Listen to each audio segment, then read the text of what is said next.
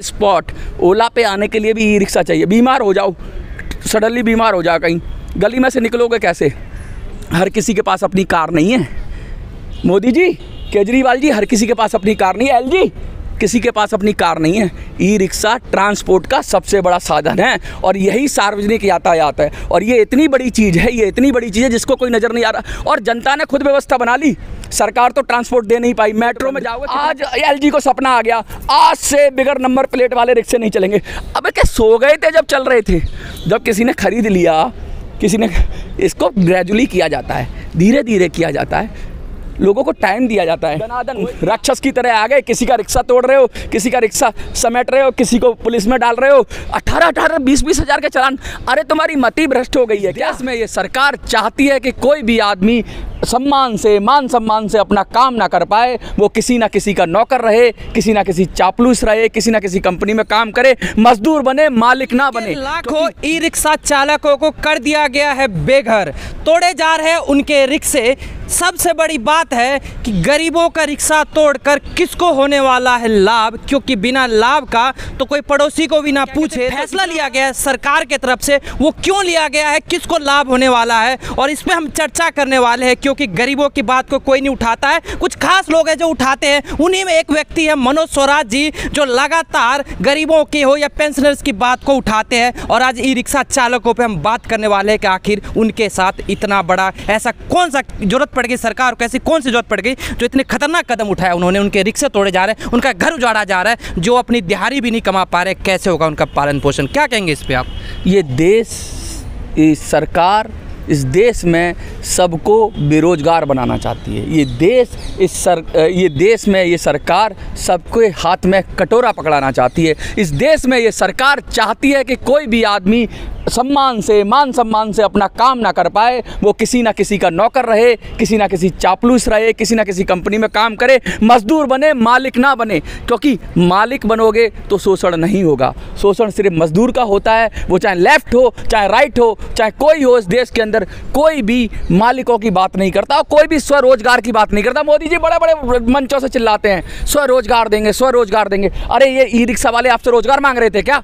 E rickshaw वालों ने आपसे कुछ मांगा है क्या? ई रिक्शा वालों से कोई सब्सिडी मांग रहे हैं क्या आपसे? मत दो सब्सिडी ई रिक्शा पे।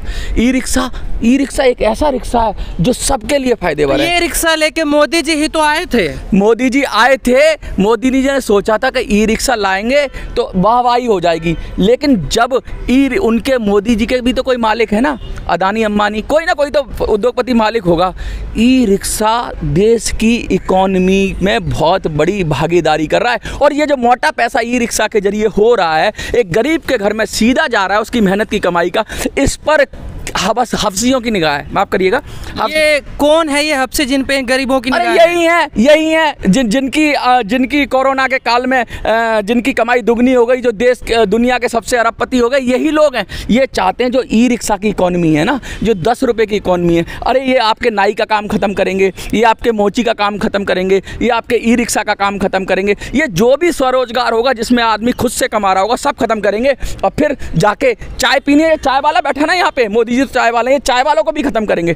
शोरूम में जाइए चाय पीजिए, रेस्टोरेंट में जाइए चाय पीजिए, गली नुक्कड़ पे चाय नहीं मिलेगी अब। मनोज जी, ऐसा तो नहीं कि विकसित भारत के नाम पर गरीबी हटाओ की जगह गरीबी को हटाया जा रहा है? नहीं, विकसित भारत का नाम पर ये कहना चाहते हैं कि यार तुम हमसे मांग क्यों नहीं रहे हो? सरकार तो मीनिंगलेस हो जाएगी अगर सब लोग अपना कमाएंगे खाएंगे।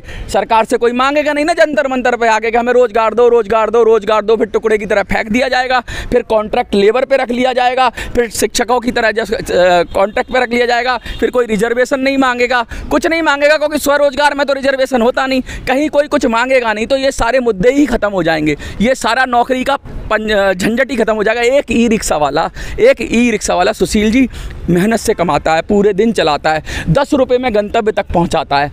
आपको अब अपना पुराना दौर था ना, रिक्शे का पैदल से खींचते थे, 40-50 रुपये ले लेते थे थोड़ी जगह के लिए, और 1-2 सवारी बैठती थी।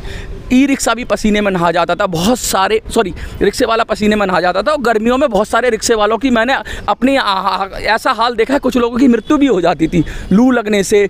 क्योंकि इतने शारीरिक बल चाहिए और उतना भोजन मिलता नहीं था। ई रिक्शा में बैटरी लगी हुई है, कट से बटन दबाओ, फट से पहुंचा दो, सवारी का टाइम बचा, उसको भी पैसा मिला, उसको इज्जत भी मिली। अब उसे कोई रिक्शे वाला नहीं कहता। देखिए, जो लोग पैर से रिक्शा चलाते थे वो 20-30 रुपए भले लेते थे, पसीने पसीने हो जाते थे, मेहनत करते थे, फिर ई रिक्शा ला के सरकार ने पहले उसको ध्वस्त किया और अब ई रिक्शा वाले को गलत फहमी में उनको ध्वस्त नहीं किया। वही लोग जो मेहनत करते थे और पूरी दिन मेहनत करके 100-200 रुपये कमा पाते थे, आज वो 500, 700, 800, 900 रुपये कमा रहे हैं ई रिक्शा चला के, क्योंकि इतना महंगा नहीं है ई रिक्शा। कैसे भी करके गाँव से, घर से उधार लेके किस्त पे आज आदमी ई रिक्शा खरीद लेता है। 80,000 का, 90,000 का ई रिक्शा खरीद लेता है। इतना आदमी की हैसियत है, गांव में कहीं भी लोन ले लेगा किसी से, और पर डे का वो 1000-1500 जो कमा रहा है वो सरकार को पच नहीं रहा है। जो आदमी 200 कमा रहा था, सरकार खुश थी, भूखा नंगा था, इन्हीं के सामने मांगता। आज वो अच्छा कमा खा रहा है ना ई रिक्शा से। तो इनकी अधिकारियों की नज़र लग गई है, पुलिस वालों की नज़र लग गई है, सारे चमचों की नज़र लग गई है, और मैं तो कहता हूँ जनता की भी नज़र लग गई है। ये जनता इतनी बेवकूफ़ है कि ये जनता जो 50 रुपये में जाएगी, अभी ऑटो वालों में बैठेंगे ना, 50 रुपये 100 रुपये देगी, जो 10 रुपये में चली जाती है, इसका दिमाग हो गया ख़राब। और ऐसी दिमाग ख़राब, जब हमारी सोच इतनी होती है सेल्फिश, अरे कौन चीट नहीं करता, ऑटो वाला नहीं करता परेशान आपको, और बस वाले ब्लू लाइन वाले नहीं करते परेशान, करते थे ना ब्लू लाइन वाले परेशान, कहीं गलत पार करते थे। अरे सरकार का काम है, ट्रैफिक पुलिस का काम है, जाके उनको सुधारो भाई। अगर ई रिक्शा वाला गलत लगा है, तुमने कहाँ पार्किंग बनाई ई रिक्शे के लिए, तुमने कहाँ जगह बनाई? जब लाखों रिक्शे दिल्ली के अंदर चल रहे हैं तो तुमने कोई व्यवस्था बनाई उनके लिए? ई रिक्शे वाले कैसे दोषी हैं भाई? बनवा रहे हो तुम ई रिक्शा। लोग कहते हैं ट्रैफिक व्यवस्था बाधित होती है, उनकी वजह से रोड जाम हो जाता है। ये जो गलियों में ये कारें खड़ी हुई हैं मालिकों की, ये पूरा लाजपत नगर जाके देखो, पूरा आदि कोई घर में पार्किंग में कार नहीं खड़ी करता, सारी खड़ी कर देता। अमीर करे तो कह रहे आप करें तो लीला, हम करें तो पाप। अमीर वही गाड़ी सड़क पे खड़ी करेगा, कोई दिक्कत नहीं है। हर मार्केट में, हर जगह अमीरों ने पटरियां पूरी घेर रखी हैं। ई रिक्शे वाला थोड़ा कमा के खा रहा है, गरीब आदमी जो पहले रिक्शा था, मजदूर था। किस के पेट में दर्द हो रहा है इस रिक्शा के बंद होने से? किसको फायदा होगा? सबसे बड़ा नुकसान, पहले नुकसान सुन लो फिर फ़ायदा बताऊंगा। सबसे पहला दिल्ली की जनता को नुकसान होगा। जो हमारी माएँ, बहनें, बुजुर्ग 10 रुपये में आराम से चले जाते हैं, हमारे बच्चे 10 रुपये में आराम से चले जाते हैं। शेयरिंग रिक्शा हो जाता है भाई, 5 सवारी चली गई, 10 रुपये में अपने गंतव्य तक पहुँच गए। गली के बाहर कीचड़ है, दिल्ली की गलियों का हाल देख ही रहे हो। आराम से कपड़े ख़राब हुए, मेरे भी जूते ख़राब हो जाएंगे अगर मैं स्कूटी पे आऊँगा तो बच जाऊँगा। हर किसी की स्कूटी की औकात नहीं है, ठीक है, और घर में 5 स्कूटी भी नहीं हो सकती, 5 मेंबर हैं। ई रिक्शा चाहिए ही चाहिए। गली में ऑटो नहीं घुस सकता है ऐसी जगहों पे, गली में कार नहीं जा सकती। ओला वाला कहता है भैया बाहर आ जाओ, ओला वाला क्या कहेगा? अभी आप लक्ष्मी नगर में रहते हो, नहीं जाएगा अंदर। सागरपुर में रहते हो, नहीं जाएगा अंदर। अंदर से आप क्या करोगे? पहले बाहर आओ रोड पे, वहाँ से पिकअप करूँगा। पिकअप स्पॉट ओला पे आने के लिए भी ई रिक्शा चाहिए। बीमार हो जाओ, सडनली बीमार हो जाओ, कहीं गली में से निकलोगे कैसे? हर किसी के पास अपनी कार नहीं है। मोदी जी, केजरीवाल जी, हर किसी के पास अपनी कार नहीं है। एलजी, किसी के पास अपनी कार नहीं है। ई रिक्शा ट्रांसपोर्ट का सबसे बड़ा साधन है और यही सार्वजनिक यातायात है। और ये इतनी बड़ी चीज़ है, ये इतनी बड़ी चीज़ है जिसको कोई नज़र नहीं आ रहा। और जनता ने खुद व्यवस्था बना ली, सरकार तो ट्रांसपोर्ट दे नहीं पाई। मेट्रो में जाओगे कितना किराया पता है? और थोड़ी दूर के 40-50 रुपये लगी, एक स्टॉप चले जाओ, एक स्टॉप चले जाओ, चढ़ो उतरो, अरे ई रिक्शा में बैठो, अगले स्टॉप पे चले जाओ। छोटी दूरी के लिए ई रिक्शा रामबाण है, दिल्ली की जान है ई रिक्शा, और व्यापारियों की जान है ई रिक्शा।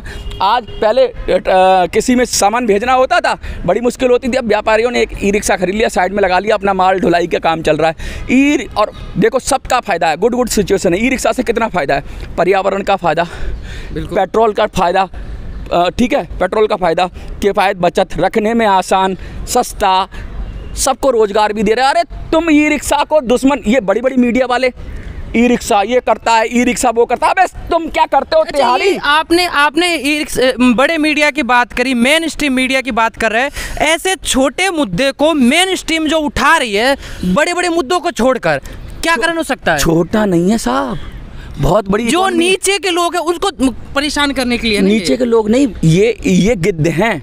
इनकी नज़र है गरीब आदमी के कमाई पे।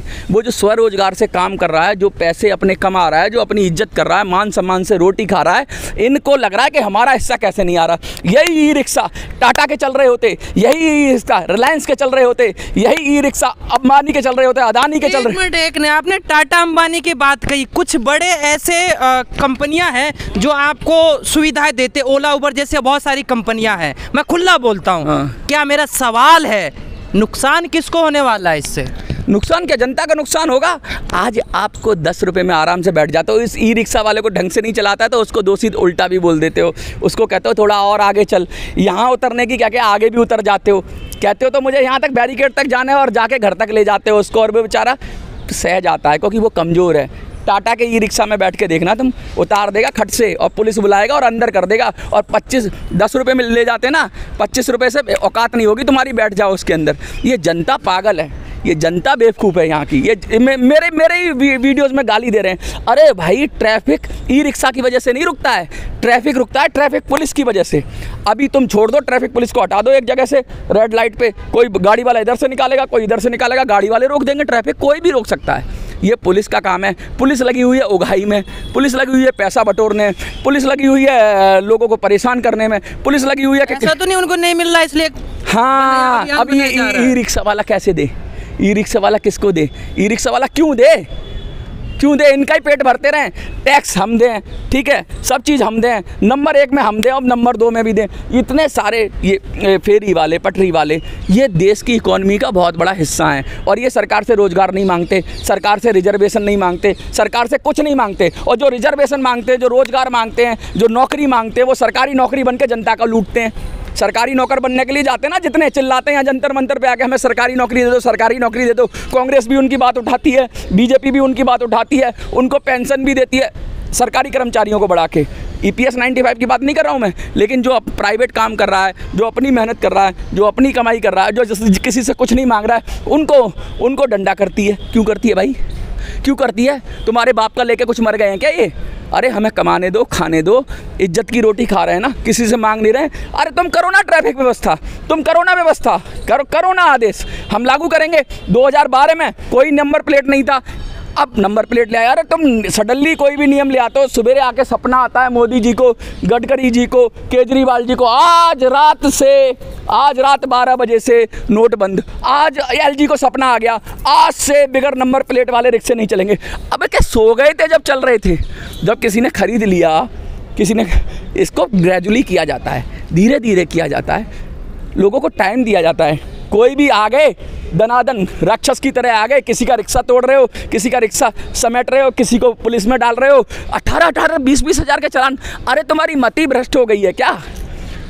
इसका मतलब है इन सरकारों का दिमाग और दिल दोनों मर चुका है, और ऐसी सरकारों को उखाड़ के फेंक देना चाहिए। सुशील भाई, ऐसी सरकारों को उखाड़ के फेंक देना चाहिए। मनोज जी की बातों से आप कितने सहमत हैं तो कमेंट्स बॉक्स में ज़रूर बताइएगा। लेकिन आज हमने जो बात करने की कोशिश की, ई रिक्शा के बंद होने से किसको नुकसान होगा, और कल हम इस पर चर्चा करेंगे ई रिक्शा के बंद होने से किसको लाभ होगा, क्योंकि कहीं ना कहीं वो दरिंदे, वो ऐसे दरिंदे ही कहेंगे जो गरीबों का हक मारे, वो किसी दरिंदे से कम नहीं होता है। उसको हम उजागर करने की कोशिश करेंगे, क्योंकि जब बड़े से बड़े मीडिया डुबोने में लग जाए आम आदमी को, तब हम जैसे और मनोज भाई जैसे व्यक्ति खड़े होते हैं, और आपके साथ हम खड़े हैं। जुड़े रहिए हमारे साथ। धन्यवाद।